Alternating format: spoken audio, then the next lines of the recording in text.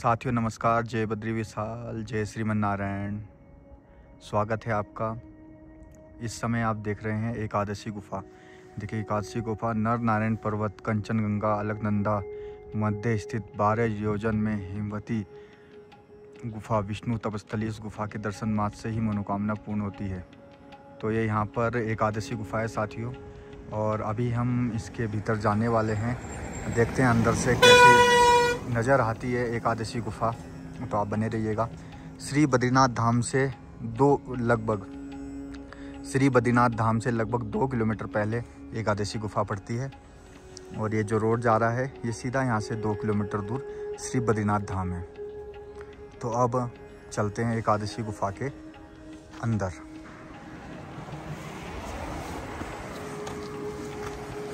देखते हैं अंदर से खुली है या बंद है, क्या स्थिति है। ये देखिए सामने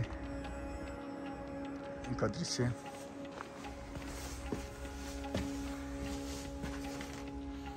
यहाँ से तो ये बंद है, दूसरी जगह से देखते हैं जाकर।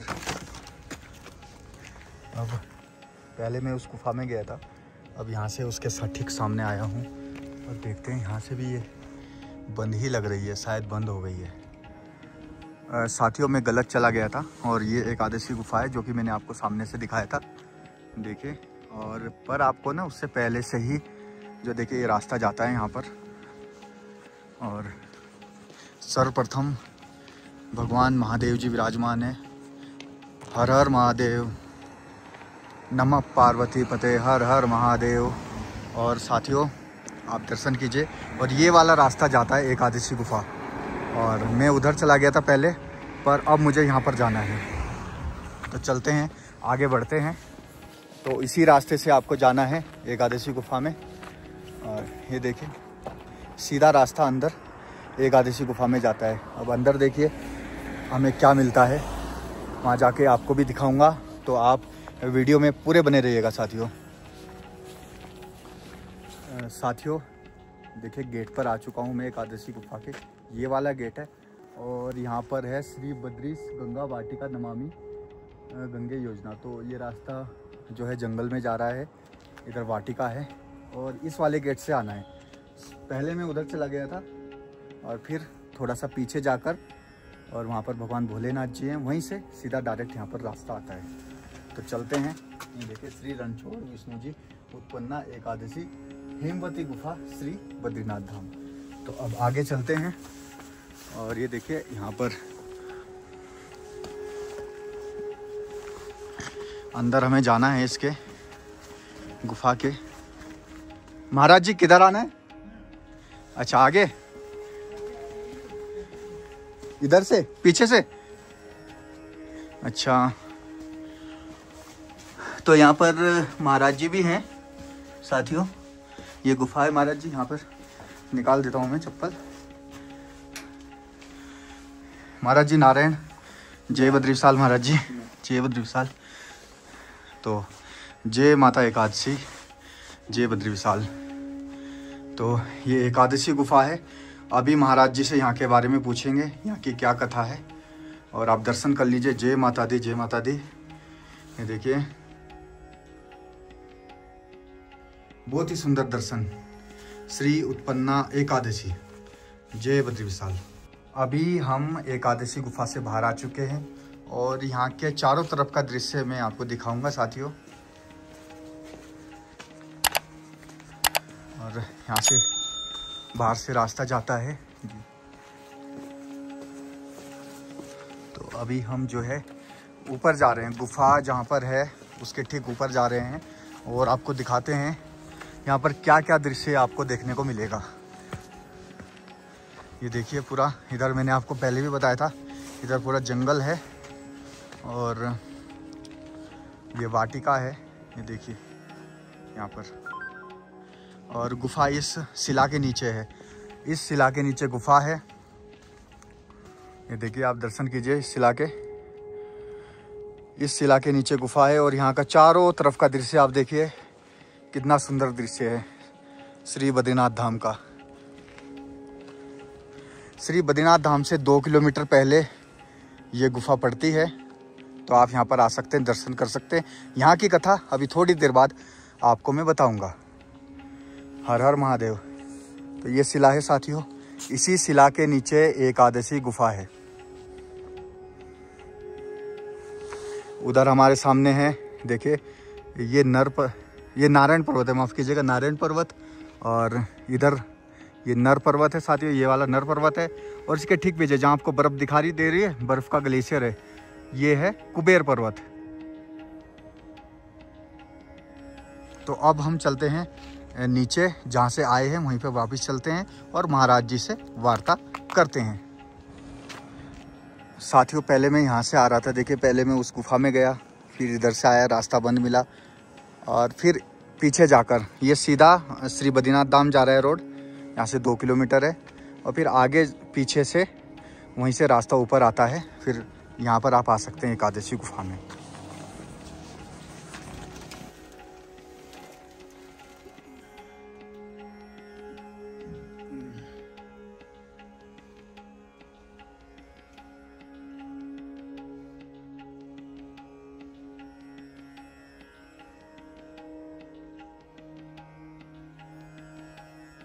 गंगा एकादशी महारानी की जय। जय हो जय हो। ये संसार पहले सृष्टि से किया है प्रभु ने, तब का स्थान है। इसका नाम है मति गुफा। 12 योजन का है, एक ही द्वार है। इसको देवता लोग नहीं जानते थे, केवल विष्णु और ब्रह्मा ही जानते थे। सब संसार की रचना होने के बाद जब मन शत्रुपा हुए, संसार की सृष्टि चली, 2 बालक हुए, एक सात्विकी विचार के थे, वो तो देवलोक को उनको रात दे दिया, और जो खाने पीने वाला था मृत लोक की रात दे दिया। उसका नाम था नाड़ी जंग। उसके गांव का नाम था चंद्रवती नगरी। माता पिता वनवास चले गए। समय आने पर नाड़ी जंग को यह अभिमान हुआ कि पिताजी हमसे गलत किया है, हमको स्वर्ग की रात नहीं दिया, इसलिए हमारे पितृतत्व संपत्ति है तो हम स्वर्ग का हिस्सा ले लेंगे। लोगों ने मना किया, जो पिताजी ने दे दिया उसी के अंतर्गत रहो, लेकिन माना नहीं, चढ़ाई कर दिया।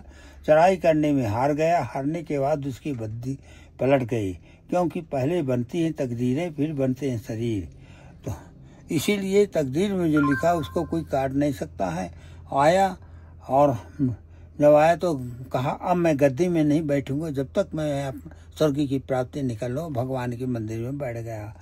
वार्तालाप होता, सर्वधर्माण परित्यज्य मामेकम शरणं व्रज आत्मा सर्व पापे मोक्षयिष्यामि मा शुचिः। वो भगवान से प्रार्थना करता रहा कि मैंने बहुत अपराध किया हूँ और गलती किया, लेकिन आपने मुझे बनाया, खान पियन भी बनाया, इसलिए अपराध सहस्त्र भाजनम पतितम भी भवार्ण उदरे अगतम शरणम गतम हरे कृपया केवल मात्म साकुर। हे प्रभु मुझे स्वर्ग की रात दे दो। भगवान का मन बदला और कहा कभी अपनी गलती क्षमा चाहता है, इसकी कामना अवश्य पूरा करूंगा। इसलिए उसके एक बालक का जन्म दिया, उसका नाम रखा है मुर्दय। तो 5 वर्ष का हुआ और कहा पिताजी आपकी राजधानी बहुत बड़ी है, जितने बैठे हैं सब दुखी क्यों हैं, तो इसका कारण बताओ। तो उसने बताया कि बेटा हमारे राज में सुख संपत्ति तो सब है, पर स्वर्ग की राज न पिता के द्वारा और न बाहुबल में मिला और न मिलेगा, इसीलिए हम यहाँ दुखी होकर बैठे हैं। बालक कहता पिताजी परवारों आपको प्रणाम करता हूँ, अब मैं कुछ दिन धैर्य रखो, मैं आप सबको स्वर्ग बैठ रहा हूँ।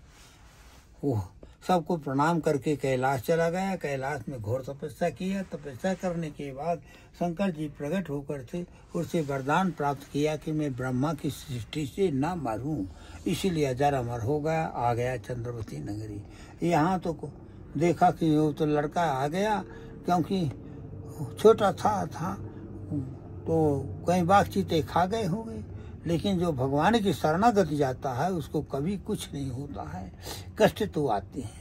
उसने सबको प्रणाम किया है और कहा पिताजी परवारों आपकी कृपा से मैंने शंकर भगवान का दर्शन पाया, वरदान पाया, चलो मैं सबको स्वर्ग ले चलता हूँ। सब कोई बड़े खुशी से चलते हुए ओम नमः शिवाय का उच्चारण करते हुए पहुँचे हैं। देवताओं ने देखा कि ये तो फिर आ गए, इनको घेर के मार डालो, ये ऐसा करते ही रहेंगे। तो इसीलिए भगवान क्रुद्ध हो गए और भगवान मने मन देवताओं को कहा कि देवता जो हैं ब्राह्मण हैं और कन्या हैं, गंगा जमुना सबसे ये पढ़ाई के लिए मैंने बनाया, ये तो कहते घेर के मारे इसको निस्तेज कर दिया।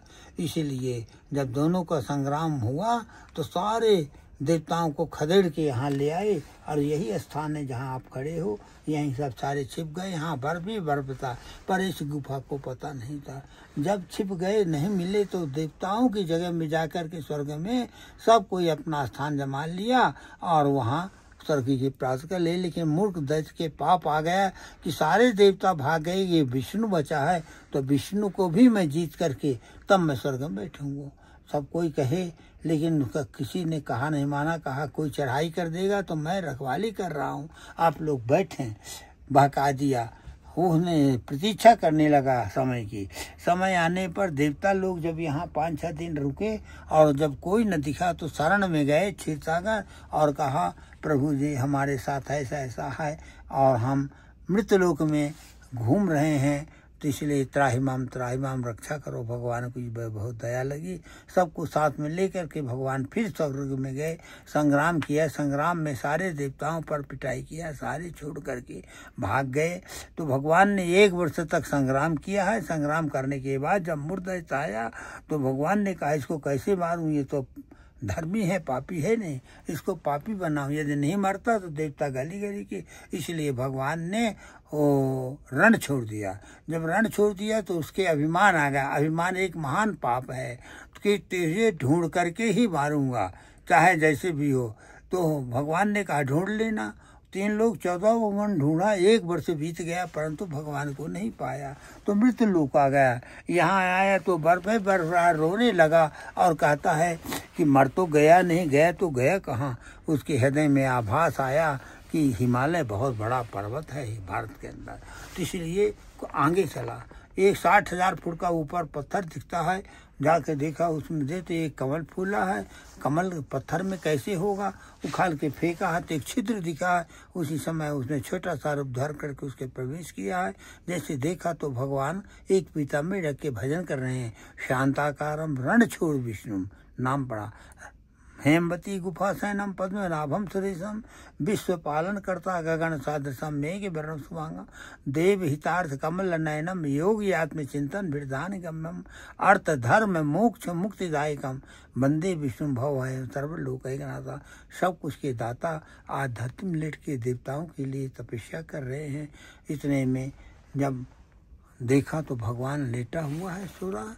गुस्से में आके कड़वानी बोलता हुआ और जगाया नहीं, मारने को उतारा। वो भी पाप बन गया कि सोते हुए को मारना पाप है।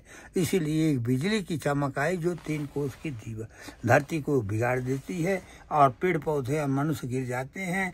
तो उसी प्रकार का उसका एक नाम गाज भी है, वो बेहोश होकर गिरा है। और उसी समय विष्णु के हृदय से एक कन्या का जन्म हो गया। कन्या का जन्म होते यहाँ प्रकाश हो गया। श्यामवर्ण घुंघराले बाल सुंदर नेत्र वाली चतुर्भुज आयु से युक्ति खड़ी है। जब उसकी मूर्छा जगी तो देखता क्या है कि एक लड़की खड़ी है। इतनी सुंदर तो कहीं देखा नहीं 3 लोग 14 में। इसीलिए लड़की के पास गया, विष्णु को छोड़ भूल गया। जब समय आता है तब पता चलता है समय जो है सबके ऊपर आता है।